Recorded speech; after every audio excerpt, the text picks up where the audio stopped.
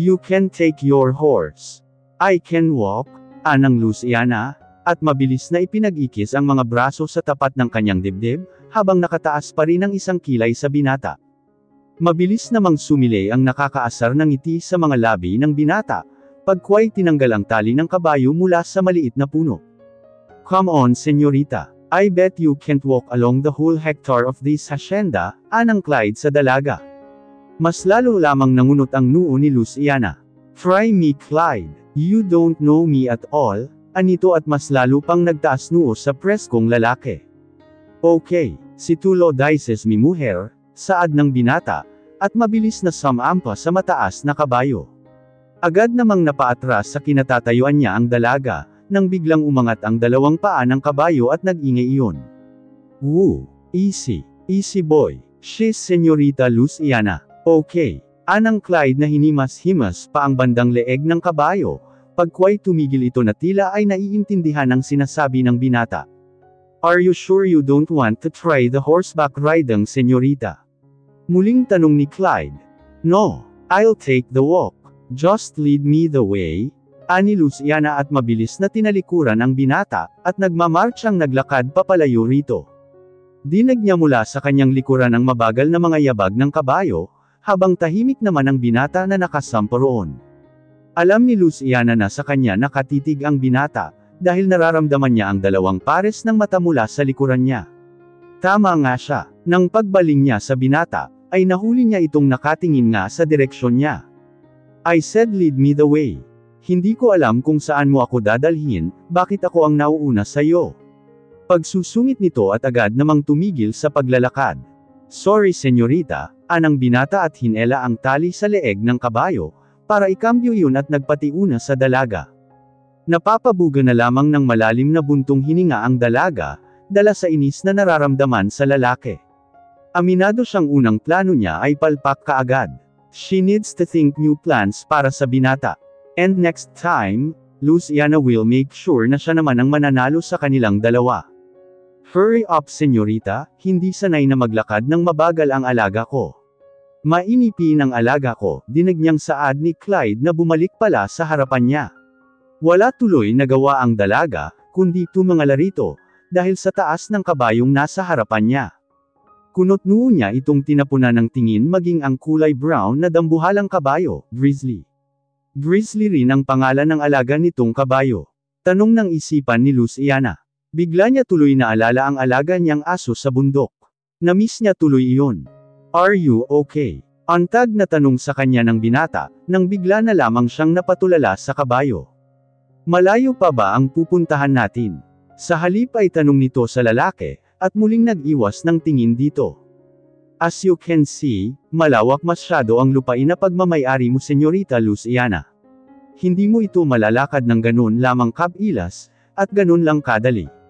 Since you insisted to take a walk, rather than to ride a horse. Aabutin tayo ng kalahating araw, bago malibot ang buong hacienda, anang binata na tinapunan pa siya ng nakakalokong ngiti. Feel the walk again, dagdag pa nito pagkway muling pinalakad ang alaga nitong kabayo. Napapairap na lamang ang dalaga na sumunod dito, at pilit na pinakalma ang sarili.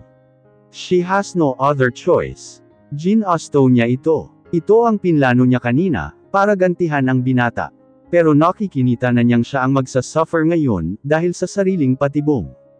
Maganda ang mga tanawin na nakikita ni Luciana sa buong paligid ng hacienda. Bukod sa ibang nadaanan nilang pamilyar pa rin naman sa paningin niya. Mayroon ding mga bagong naidagdag na magaganda rin naman. Lalo na ang mga pananim doon na nadidaanan nila sa gilid ng mabatong daan. It's so peaceful and lovely. Nakakawala ng pagod. Siguro masarap tumambay doon buong maghapon. Isama pa ang preskong hangin, na may kasamang halimuyak na nagmumula sa mga prutas na pananim, mula sa di kalayuan. Hindi tuloy mapigilan ng dalaga ang mapapikit, at namnamin ang bawat pagsamyo niya sa sariwa, at mabangong hangin. Hindi niya namamalayan na malayo-layo na rin pala ang nalalakad niya, kung hindi pa siya nilingon ng binata na prente pa ring nakaupo sa likod ng kabayo. Are you okay there, senyorita? Tanong nito. Don't mind me. Just keep going. Aniya na hindi man lang nag-abalang tapunan ng tingin ang binata, at abala ito sa pagpitas ng mga bulaklak na nadadaanan nila. Are you not tired? Mahaba-haba na rin ang nalakad mo, may pag-aalala pang tanong ni Clyde, na hindi niya namalayan bumaba na pala sa kabayo, at lumapit sa kanyang pwesto. Medyo nagulat pa siya roon. Huwag mo nga akong gulatin, pagtataray nitong muli sa binata. I'm sorry, Anito. Come on. Mamaya ka na mamitis niyan, kapag pabalik na tayo. Mas marami pang magagandang bulaklak doon sa unahan, anang binata sa dalaga.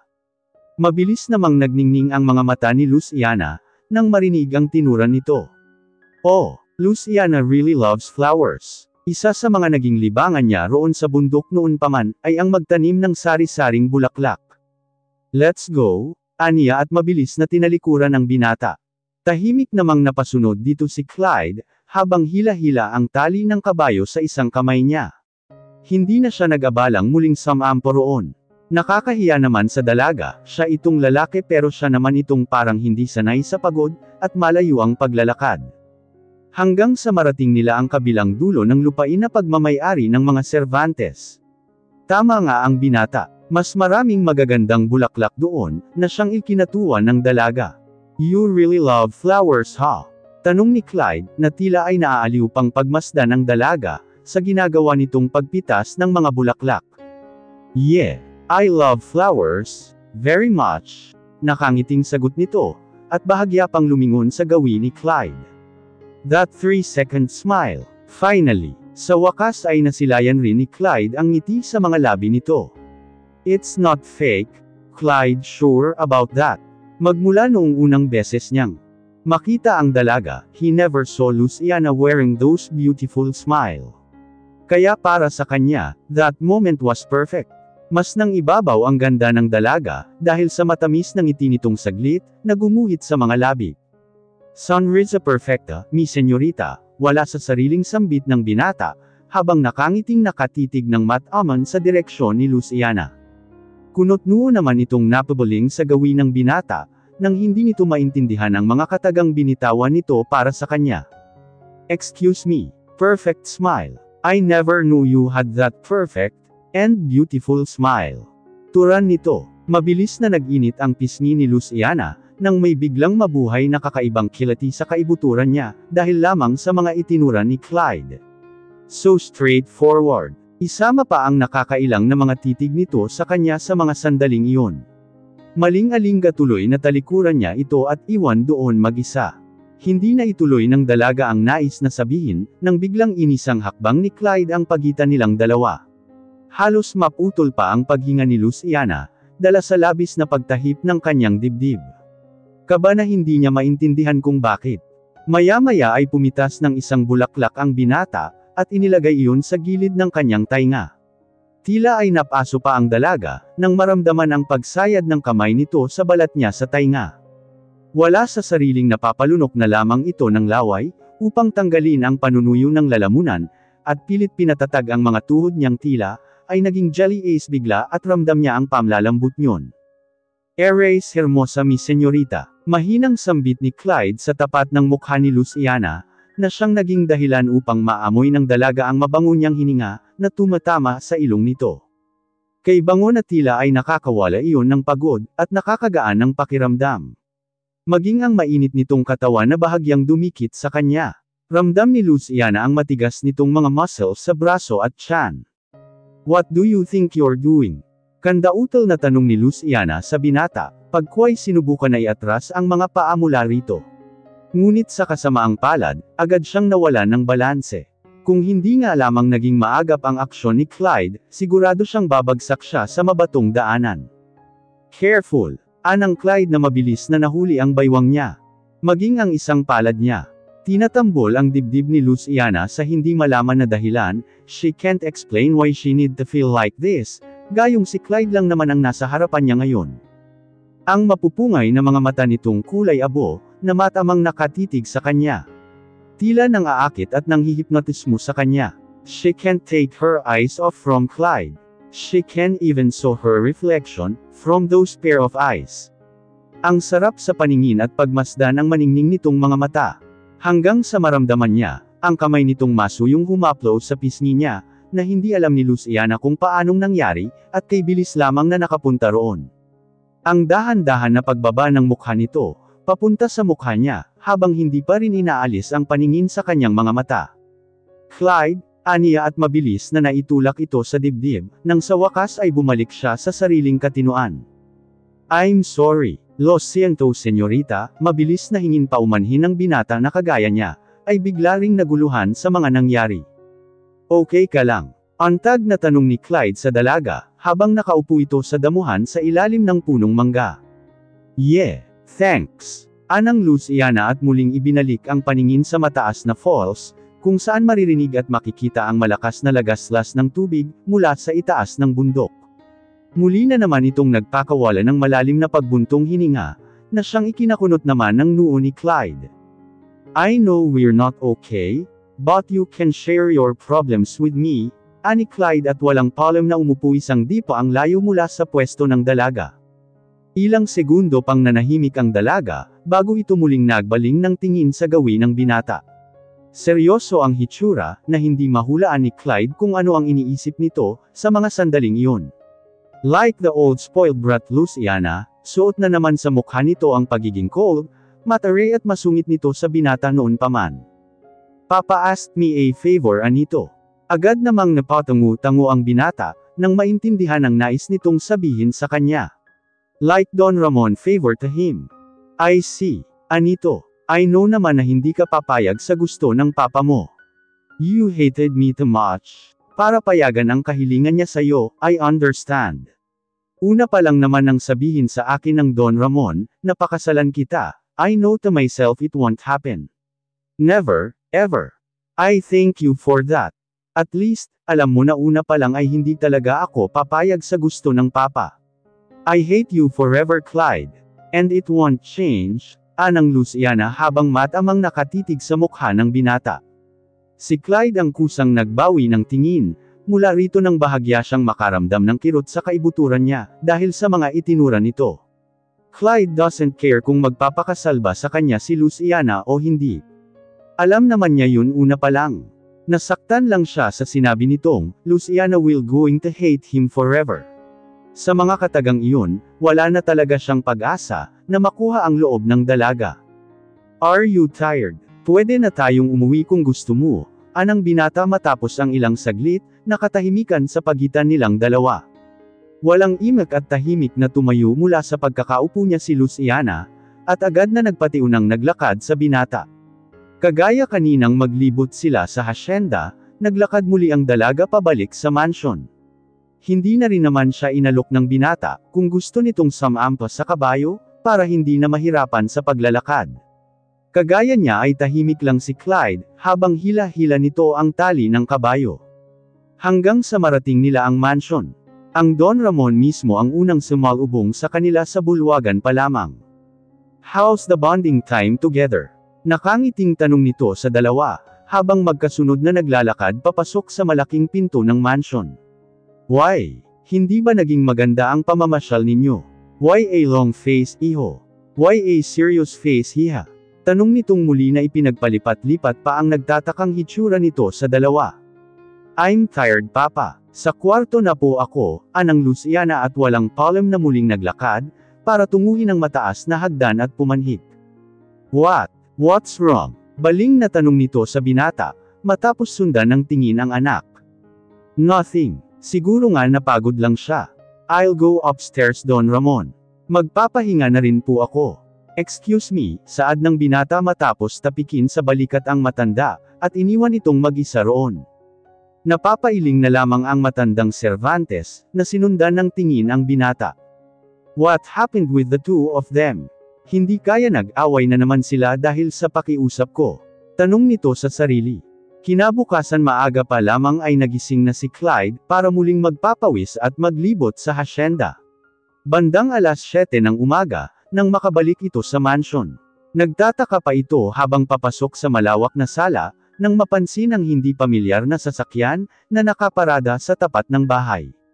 Manang, kaninong kotse ang nasa labas? May bisita ba ang Don Ramon? Tanong ni Clyde nang makasalubong ang isang kasambahay na may bitbit na tray, at may lamang pagkain. Nandito na po pala kayo senyor ito. May dumating po na bisita kanina, nasa lawn po kasama ang inyong papa. Pinapasabi ng Don Ramon na papuntahin daw po kayo roon, kapag nakabalik na kayo, anang kasambahay sa binata. Kunot-noo at wala sa sariling naglakad ang binata, para tunguhin ang lawn imbes na magdiretso sa kanyang kwarto, para magbihis. Malayo-layo pa man mula sa pwesto ng Don, at kasama nitong babae na nakatalikod mula sa gawin niya. Clyde has an idea kung sino ang dumating na bisita sa mansion. Mas lalo tuloy nitong nilakihan ang mga hakbang, para makalapit agad sa dalawang nagtatawanan. What are you doing here? Nakangiti at mababakas ang galit sa mukha nitong tanong sa babae. Senyor ito. Oh my God! Anas ng babae at nagmamadali pang tumayo sa pwesto nito, para sunggaban ng yakap ang binata. Woo! I'm wet. Amoy pawis ako, natatawang saad nito. Long time no see. I missed you so much. Baliwalang saad nito, at mabilis na hinalikan sa pisngi si Clyde. I see. Hindi ka susunod dito kung hindi mo ako na-miss, Nathania, nakangiti pa ring saad ni Clyde sa dalaga. She's funny, iho. Hindi ko alam na mas maganda rin pala siya sa personal, anang Don Ramon habang matamis ang ngiti na nakatunghay sa dalawa. Tito Ramon, ikaw din naman po. Guwapo kayo sa Skype, pero mas guwapo po pala kayo sa personal. See, she's telling the truth. Magkakasundo kami ng batang ito. Don't believe her, Don Ramon. Her mouth is full of flowers. Kahit ako ay nadala na rin dyan, anang binata na ikinatawa na lamang ng matanda. Manang ang papa, tanong ni Luciana nang bumaba ito sa kusina, para sana mag-almusal, ngunit hindi naman nadatnan doon ang ama. Nasa lawn po senyorita, kasama ang senyor ito pati ang bisita nila, sagot nito. Mag-aalmusal na po ba kayo? Gusto niyo pong dalhin ko roon? Hindi na, dito na lang ako kakain. Sino raw ang bisita nila? Pang-uusis ang tanong nito, habang nakaupo na sa tapat ng hapag.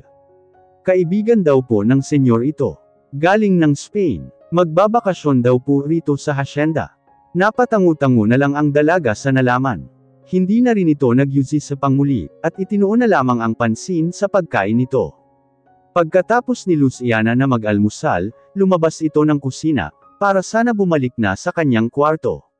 Ngunit pagdaan niya sa salas, ay naroon na ang ama maging ang binatang si Clyde, kasama ang isang babae na hindi niya kilala. Mabilis na kumunat ang noo ni Luciana, nang malaman na babae pala ang kaibigan na bisita ng binata. Ang akala niya lalaki. Of course, ang sweet po ni Clyde Tito Ramon. Dinag ni Luciana na saad ng babae, pagkuway sinabayan pa ng paghawak sa balikat at likod ni Clyde. Ganun ba? I didn't know na may tinatago palang sweetness sa katawan itong anak ko. I thought na hindi siya marunong sa bagay na iyon, medyo natutuwa pang saad ng kanyang ama. Oh, Luciana hiha, come here.